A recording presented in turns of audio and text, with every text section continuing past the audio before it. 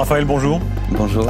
Vous êtes en Suisse, vous serez en concert à Lausanne le 23 mars, on va l'évoquer, on va parler de vous plus largement. Petit mot sur la Suisse, vous la connaissez bien? Très bien. Habitué de Paléo? Ouais, j'ai joué 3 fois au Paléo. Ouais. Chaque fois, c'était des souvenirs super. Je crois même que vous avez des liens de sang plus ou moins à la Chaux-de-Fonds. Ouais, plutôt plus que moi. Je crois que j'ai des origines, comment on dit, chaudefonnière, c'est ça? Chaudefonnière. Chaudefonnière, voilà. Comment ça se fait? Ça vient d'où? Alors c'est assez loin, hein. Ouais. C'est très très loin, mais je crois que c'est mes arrière-grands-parents du côté maternel. On parlera de vos origines, hein, parce que c'est vraiment le melting pot total, c'est-à-dire russe, marocaine, quoi d'autre? Suisse, là, quand Suisse, même. Argentine. Europe de l'Est. Argentine, en fait, c'était plutôt des exilés en Argentine. C'est pas des Indiens, quoi. D'accord. C'est vraiment les Européens qui sont arrivés en Argentine au 19e. On fera l'arbre généalogique tout à l'heure. Ouais, c'est bien. Lien en Suisse, je lisais à Zermatt, à Verbier, vous avez vraiment des attaches. Hein, je suis un vacancier, un vacancier hors pair. Les Français font souvent semblant. Hein. Ils disent ah oui, j'aime tellement la Suisse, et puis en réalité, ils ont une vue assez lointaine. Vous non, vous avez un public déjà en Suisse, fidèle. Bah oui, j'espère bien. Admiratif. C'est super en tout cas. Il est comment le public suisse?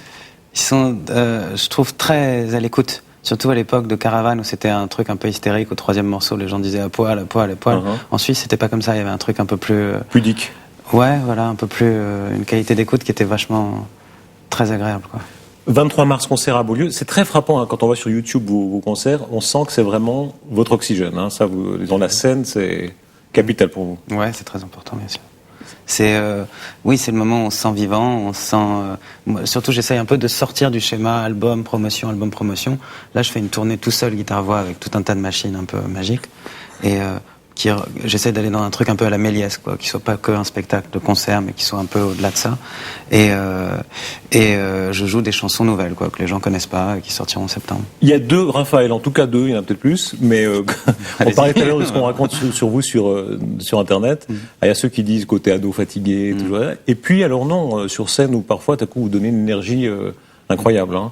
C'est quoi, il y a des cycles dans la journée? Il y a l'ado fatigué, là, très souvent, surtout le matin. Je confirme. Ado fatigué, déprimé, c'est le matin. Ça se passe comment? Vieil ado, quoi. Est-ce qu'il y a ce phénomène comme chez les grands comédiens où vraiment la scène fait que même très malade, même avec 42 fièvres, vous partez? On n'a pas le choix. Hein. Moi, j'ai annulé une seule date dans 10 ans. Oui, on oublie très vite en fait les problèmes, les petits soucis. Il y a un truc, il y a comme une adrénaline, quelque chose qui va au-delà du corps. On l'a vu avec Bachung, par exemple, qui faisait ses concerts sublimes alors qu'il était mourant, quoi. Je pense que c'est bien au-delà du corps. Ça vous est arrivé, vous, ça, où vraiment il y a un moment de grâce, où c'est autre chose d'être en scène, même quand ça va très mal, quand... Ça m'arrive, Dieu merci, je sais pas s'il y a pas de voix, là, rarement d'aller très mal, très rarement. Mais j'essaye de faire en sorte qu'il y ait ce moment de grâce, quoi. C'est vrai que ce qu'il y a de plus beau, c'est quand on sent cette ferveur, il y a un moment de communion, on partage, les gens sont debout, il y a un petit truc d'1 minute où il y a une électricité dans l'air.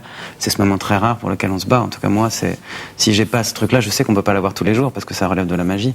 Mais quand j'arrive à l'avoir, il y a un truc avec lequel je vis pendant des semaines et des mois. À Lausanne, le 23 mars, ce sera quoi?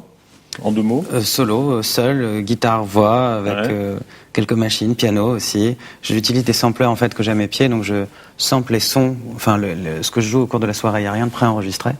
Et j'ai pas mal de trucs que je vais chercher sur Internet, j'achète des choses en Inde, en Asie, à Hong Kong, plein de petits gadgets que j'utilise. Et puis il y a aussi beaucoup de films qu'on a fait avec un copain qui s'appelle Olivier Simola, donc il y a des projections, ou bien d'images qu'on a filmées préalablement, ou bien des images en temps réel du concert. Il y a quelques jours, c'était le concert pour Haïti, à Genève. Tout à fait. Hasard, hein, il y a ce hasard étonnant, cette chanson Adieu Haïti, qui n'a pas de lien évidemment, elle a été écrite avant, hein, mais qui est en écho, comme ça, étonnant, ça vous a frappé, j'imagine, au moment du séisme? Ma chanson, elle parlait vraiment d'un copain haïtien en exil, quoi. C'était vraiment une chanson sur un ami. Ensuite, il y a de toute façon ce côté dramatique et enténébré que porte cette île.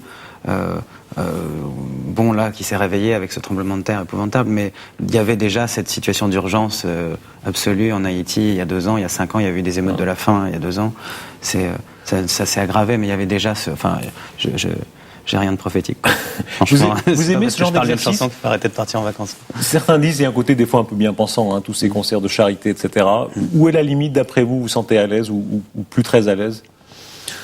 Je vois pas le côté bien pensant du concert de charité. C'est bien si on peut récolter de l'argent. Le seul truc dont ils ont besoin, c'est pas ni des commentaires moqueurs, ni des commentaires. Ils ont besoin d'argent, quoi. En Haïti, c'est le seul truc. Donc, si on peut en dégager, le reste compte pas du tout, je pense. Ça vous déçoit quand c'est comme à l'époque, on se moquait du concert pour Sarajevo, là, avec Pavarotti et tout. Bon, mais ils allaient chanter sous les bombes, mais en tout cas, ils ramenaient de l'argent, quoi. C'est le seul truc qui compte. C'est très facile d'être persifleur ou ricaneur, quoi. Moi, la limite, pour moi, c'est de prendre du plaisir artistiquement. C'est le seul truc, c'est que je veux pas faire quelque chose il faut qui que ce m'amuse soit pas. beau, c'est ça. Il faut que ce soit beau, il faut que ça respecte les gens qui payent 30 ou 50 euros pour voir un spectacle. Il faut quand même qu'il y ait de la beauté, que ce soit pas juste on tape dans les mains, c'est pour la bonne cause, quoi. Raphaël, votre parcours, vous êtes né Raphaël Haroche. Tout à fait. Le 7 novembre 1975, 75 en Suisse. Ouais, bien sûr. Ça vous fera 35 ans. Ouais. Ça fait drôle. Ça me fera 35 ans dans 10 très longs mois. Oui, très longs mois. Bon, alors, évidemment, vous faites moins. Ouais, vous cultivez évidemment le côté juvénile. C'est naturel. C'est-à-dire que je m'habille un peu comme un clochard, mais je pourrais avoir l'air d'un vieux clochard. Wow, vous aurez la peine à avoir l'air vieux, à mon avis, non? Enfin, je cultive pas grand-chose. Je veux dire, c'est aussi parce que je suis pas très grand, tout ça. Le côté imberbe. Si vous vous laissez pousser la barbe, je me suis rasé là dans les lages. Je me suis rasé. Vous êtes rasé là? Ouais, je me suis rasé là, devant votre maquilleuse. Là. D'accord. Vous avez quoi? 3 poils? D'ailleurs, j'ai oublié de me raser le cou. Ça fait drôle, 35 ans? Le jour où j'aurai 35 ans, je pourrais peut-être vous répondre, mais pour l'instant, ça va. Vous avez été catalogué, hein. Alors, il y a des espèces de clichés, évidemment. Jeune chanteur à Minette. Après, on dit non, il est plus chanteur. Il est même plus chanteur à Minette. On ne sait plus à qui il s'adresse. Ça vous énerve, ce genre de truc? Non, ça me va. Enfin, chanteur, le côté chanteur à Minette, non, je pense que c'est lié à une époque, à un moment, on incarne quelque chose dans son pays, et moi j'étais très heureux d'être dans cette peau-là à ce moment-là.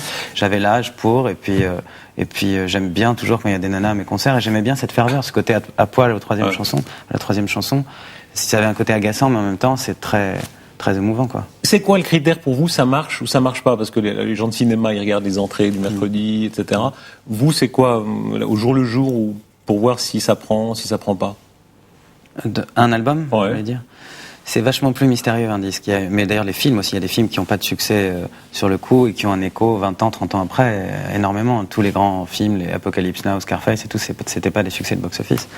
Et je crois que pour la musique, la plupart du temps, c'est la même chose. Je pense que la vérité d'un film, d'un disque, ça se fait sur 10, 20, 30 ans. Est-ce qu'on peut vivre encore avec? Est-ce que les gens se l'approprient? Et puis même au-delà, quoi. Ça se fait je pense que pour voir si un mec était vraiment un grand artiste, il faut attendre 30 ans après sa mort pour voir si ça tenait la route, quoi. Aujourd'hui, on le voit. Ça fera pour vous, on sera en 2000. On n'a pas encore la date de ma mort, j'aimerais pas la voir. Mais on le voit aujourd'hui pour Brel ou Piaf ou Barbara. C'est impossible de le voir ni dans l'écho commercial, ni dans l'écho médiatique, ce que la pérennité des chansons, je pense. Donc, 7 novembre 75, à Paris, Boulogne-Billancourt, c'est ça? Sur Paris 8e. Milieu comment? Bourgeois. Bourgeois, pas riche, mais pas riche, mais j'ai toujours eu de quoi bouffer. Il y a un détail qui fait assez bourgeois, c'est le piano très tôt. Piano à 5 ans. Ouais, ça c'est aussi le côté russe, qui a toujours obligé d'apprendre des langues étrangères et d'apprendre de la musique. Ça a compté le côté russe, donc c'est votre père, c'est ça? C'est mon père, moitié russe, moitié juif marocain? Ouais, enfin juif des deux côtés, mais moitié russe, moitié marocain. Je vous demandais tout à l'heure, vous l'avez pas vu, mais le film sur Gainsbourg, où il y a cette ambiance comme ça de Russes exilés, il y avait quelque chose de ça chez vous? Ouais, il y avait quelque chose de ça. Ma grand-mère, elle recherchait l'actualité dans l'encyclopédie Britannicus de 1923 jusqu'à sa mort. C'était ça, en allemand en plus, parce qu'elle était prof d'allemand, elle parlait 10 langues, mais jusqu'à 75 ans, elle habitait en France depuis 50 ans, elle parlait avec l'accent russe, oui. C'est comment l'accent russe? Il va y avoir un drame déjà, ça. C'est comme ça, c'est toujours un peu. Il y a du vécu là. Ouais, et on fréquentait, ils habitaient juste à côté de la rue Daru, de tout le quartier où il y a l'église orthodoxe, les restos russes, et il y avait quelques vieilles mamouchkas en chiffonné, donc peut-être le côté chiffon, ça vient des vieilles mamouchkas russes. Chaque fois que vous racontez votre enfance, c'est frappant de voir enfance, adolescence, vous êtes vraiment immergé dans la musique, hein. Alors, je dis les cours de piano, mais en général la musique. Votre maman qui chante Barbara pour vous endormir, c'est vrai? Ouais, c'est vrai. Je chante très bien.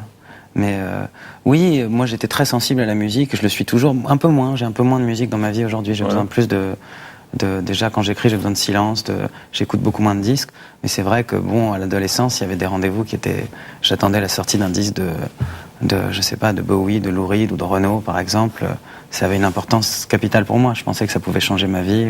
Vous êtes pile la vraie génération Walkman. Hein. La génération avant, c'était déjà plus dur. Vous avez vraiment vécu comme ça. J'ai dormi pendant 10 ans avec un casque sur les oreilles. Ah oui. Ah vraiment, vous dormiez comme ça? Ouais, j'ai fait des rêves en passant par tous les trucs. J'ai eu la période où j'étais très musicien, donc j'écoutais vraiment des trucs de jazz fusion insupportables et tout, toute la nuit.